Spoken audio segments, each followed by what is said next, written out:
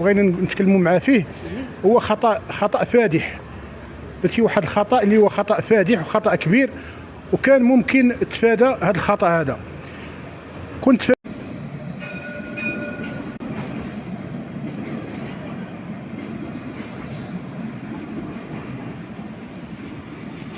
رحمة الله تعالى وبركاته في هذا البث المباشر من مدينة الدار البيضاء مع الراقي أبو عماد اللي خرج بالتصريح قال لك علاش الشينوي طافي التليفون. السلام عليكم. السلام ورحمة الله وبركاته. ما بغيناك تفهم المغاربة شنو وقع السي الراقي أبو عماد. مرحبا أخي. بالنسبة للشينوي هذا واحد الخطأ اللي بغينا نتكلموا معاه فيه. هو خطأ فادح، درتي واحد الخطأ اللي هو خطأ فادح وخطأ كبير، وكان ممكن تفادى هذا الخطأ هذا. كنت فاديتيه، هو كنتي تخرج ديريك مباشرة تقول للناس المتابعين ديالك راني عندي أزمة مادية أو نفسية أو كذا، وهنا الناس غادي يتعاطفوا معك بدون مشاكل، بدون ما يهضر عليك واحد. خلق ضجة في المغرب، هنا خلقتي واحد الضجة انت اللي خلقتيها، والمشكل انت درتيه مشكل فادح. لكن الناس اللي استشرتي معاهم ما عندهمش خبره، لا في الاعلام لا في حتى حاجه. كنت تتواصل مع ناس اللي عندهم خبره لا في الاعلام ولا في الميادين الرقيه ولا في اي سميتو، ويعطيوك فكره باش تدبر على راسك.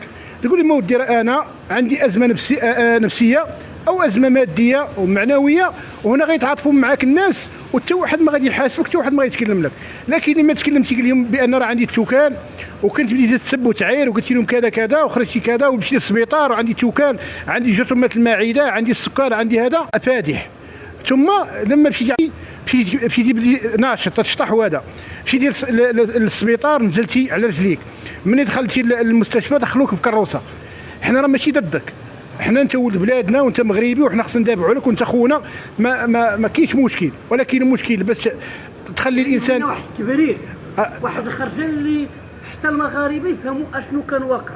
راه شوفوا اقسم بالله العلي التوكال، انا حاليا تنعيش انا ازمه ماديه، وما كرهتش نمشي عندك وكون صبت لي تسلف ولا لي ديني لعندك باش نعالجك في سبيل الله. بقيتي فينا صاحبي، اثرتي فينا، ولكن باش تخرج مباشره تقول ودي راه ما عنده لا توكال لا والو، هذا امر فادح. حنا راه تنعرفوا بان الفيديو اللي تلاح ديال الحمامه قال بان الصوره فيها توكال. راه عندنا خبره في الميدان بان التوكال ليس له علاقه بسحر الصور. سحر التوكال تيتكال، وسحر الصور تيتعلق تيسطي بنادم وتيخلخلو، فهمتي؟ حنا عارفين هادشي. لكن انت هذا مشكل فادح. كنت تقول تخرج وتقول الناس راه ودي انا المشكله عندي صرت ازمه ماديه، والازمه ماديه خلقت لي مشاكل ما بيني وبين الزوجه ديالي وبين وليداتي، هو اللي خلاني ندير هذا المشكل هذا. صافي ونتفاداو وكل كاع الناس تفاداو. اللي عنده ازمه ماديه يكذب على المغاربه. بالنسبه للناس اللي كانوا تيحبزوك وتيتكلموا عليك وفي الاخر قلبوها لك على ظهرك، هذا راه ماشي من سهم الرجال. واللي بارطاجا الفيديو اللي فيه الصوره اقرب واحد لك، واحد معاه اللي بارطاجاو الصوره، في الاخر بغاو يبداو يتكلموا عليك. هذا من الناس اللي تيديروا الفيديوهات اللي في التواصل الاجتماعي المؤثرين.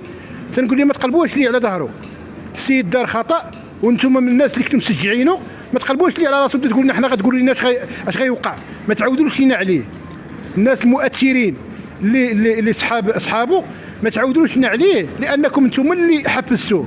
ولكن يعني تقول خص المحاسبه في هادشي كامل اللي وقع. ما تقولوش لنا حقا وعلاش دار. حنا ما تنسناوش المؤثرين يعاودوا لنا على الشينوي دار خطا، خاصو يخرج يصحح الناس. رانا ازمه عندي ماديه، والازمه الماديه حنا في المغرب كامل او في العالم كامل، وهذا الشيء اللي خلاني ندير هذا الشيء باش الناس يعرفوا بان لك سمعوا ازمه ماديه راه تيق بيا الشينوي. راه كاع المغاربه غادي يتعاونوا معاك، كاع الناس اللي داخل المغرب ولا خارج المغرب اللي عندو بس المستطاع غادي يعاونك، وساهل وبنادم مرتاح من خارج انك عندك ازمه ماديه.